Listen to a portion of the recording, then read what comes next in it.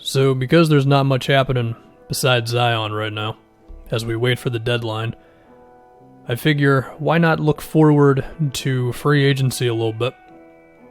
Because this is something that is kind of looming all season, and I figure why not now?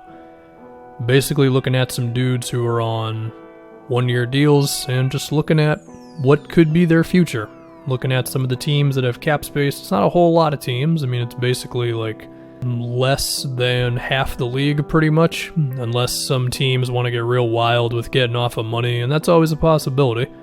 And this will probably be a little mini-series for me because there's a lot of names and I'd rather talk about a guy for a couple of minutes rather than a bunch of dudes for like 30 seconds. So anyway, I guess we just take a look. We just go down the best free agents on hoopshype.com. Anthony Davis is the best one. We assume he's re-signing with the Lakers, whether that's a max or whatever. They could do one of those small ones and then re-sign him to the big one later on, whatever it is. Brandon Ingram, you gotta assume the Pelicans are gonna max him out. Could they be taking a little bit of a loss by not just extending him in the offseason? Yeah, probably, but I mean, you're gonna get to keep him anyway, and whatever. You max out a guy who's putting up 25 points in his fourth season, I believe. That's pretty good. Andre Drummond, I mean, that one's been talked about a bit. Whether he gets traded, I'm sure the Pistons would like to trade him. That's kind of the rumors that are out there. I mean, it's tough to know if he's even going to accept his player option or not. Like, maybe he just wants to decline that and believes that he could get a max, which maybe he would, I don't know. So I don't know what to make of Drummond. That one's confusing. And then we get on to Montrez for the Clippers, who is putting up like 18 and 7, and he's not playing a whole lot of minutes. You know, the Clippers' salary situation, it's not set in stone because there is still the unknown of Kawhi and PG and what they're going to want to do. Of course, the Clippers would envision those two staying forever. But of course, they've got those player options after next season. They're probably going to decline. I'm sure that'll affect the Montrez thing in some way. But, you know, after this season, the Clippers are at $117.5 million. The luxury tax is projected to be $141 million. So that's $24 million basically that they could re-sign Montrez to before they have to worry about the luxury tax. Now, of course, the luxury tax, it is projected to go up $10 million after next season. So if they believe, okay, yeah, we're going to have to re-sign PG and Kawhi to bigger contracts, but we do have that $10 million window now on top of, in that time frame, we could make some moves to get off of like Rodney Magruder's contract and maybe declining Jerome Robinson's team option and things like that. Like, you can probably squeak just under. So that would probably be their rationale. Of course, there is Lou Will's contract that is up after next season. And, you know, at that point, he'll be mid-30s. Maybe he won't be good, but it doesn't seem like he won't be good. So the Clippers will have some decisions to make with Montrez. And then if we look at other teams that could consider taking him on, well, in terms of cap space, I will be honest. The teams that have it are a little set with their front court positions, like, you know, the Hawks. I mean, you could take on Montrez, and it's Montrez and John Collins. It's kind of a small front court if you wanted to roll with that. The Grizzlies have Jaren Jackson and Valanciunas. The Cavs at least have Kevin Love and Tristan Thompson right now. I'm sure they would love to get off of Love, and I could picture a world in which they could keep Tristan Thompson as just kind of the veteran to keep him kind of okay. Well, relatively okay by their standards. Maybe they just wouldn't want to keep Tristan at all, but does Montrez fit into Cleveland's thing? Maybe. I mean, maybe you'd want more of like a defensive foundation big, which Montrez is not, unless he makes some drastic progress there. He certainly plays hard. We'll give him that.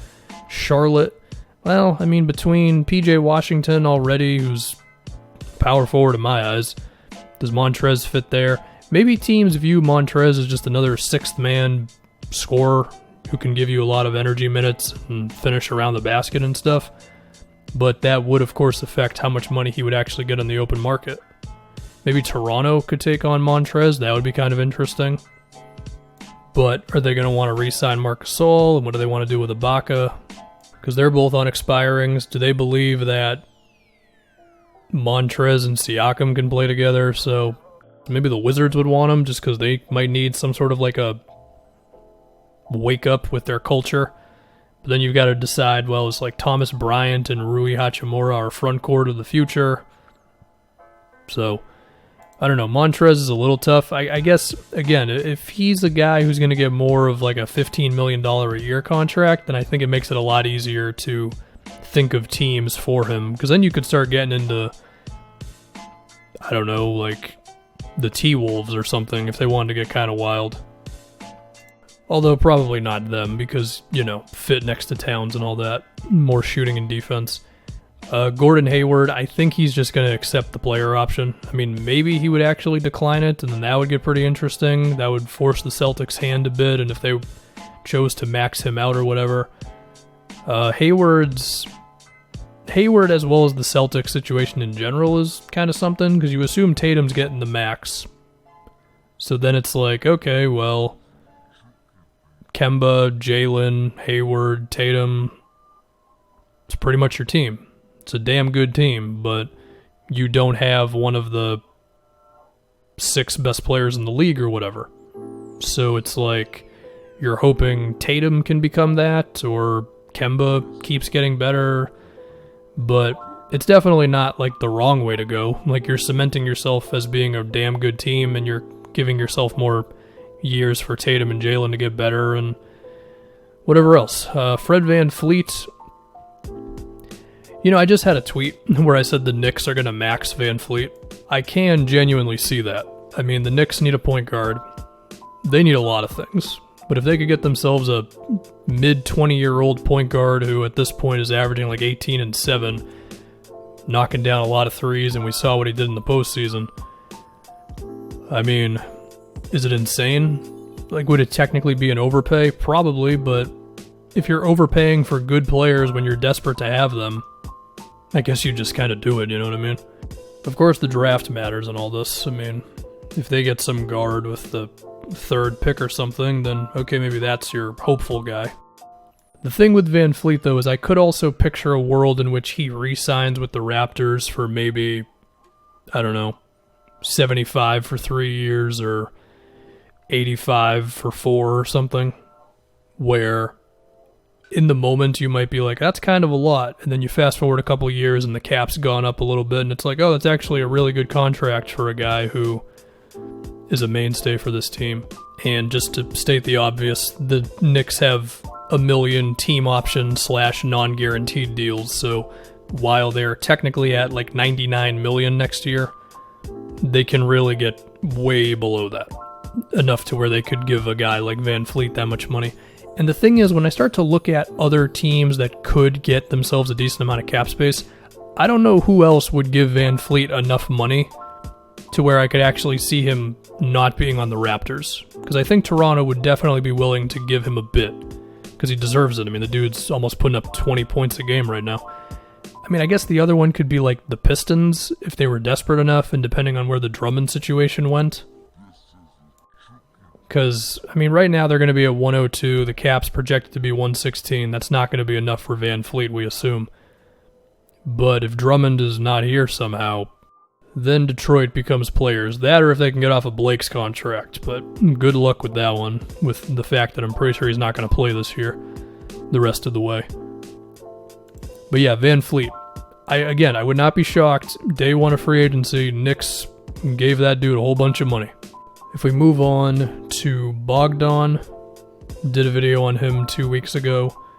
I'll admit, I do still struggle a little bit to find that one team for him. I mean, I think it's going to depend on, does someone view him as a guy that you give a whole lot of money to, or team's going to be a little more stiff with giving him the contract and the role that he would want?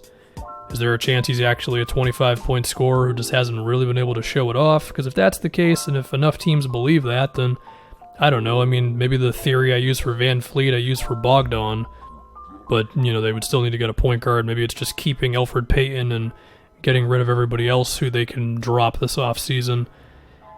Maybe the Grizzlies would view him as more of a sixth-man option. Perhaps Cleveland just wants more respectability around their 2 guards, although then you got Garland, Sexton, Bogdan. That's could be frightening in terms of playmaking and stuff, although mainly Garland has been a little better with his passing lately.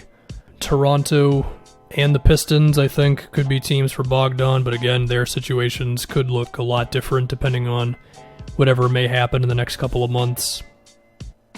Okay, I think that's going to do it for this. There's some other deep cuts that are interesting. Millsap, Fournier, Davis Bertans, Ibaka again, Joe Harris if you want to go down there a little bit more. So there's definitely more than one video to be made here, and I don't want to do like a 30-minute video, so we'll cut it off with this. Among the dudes I mentioned, I think the most interesting one is still VanFleet, because I could definitely picture teams giving a point guard who can make threes and make and plays hard a lot of money. That or Gordon Hayward if he declines his option, but we don't know what's going to happen there.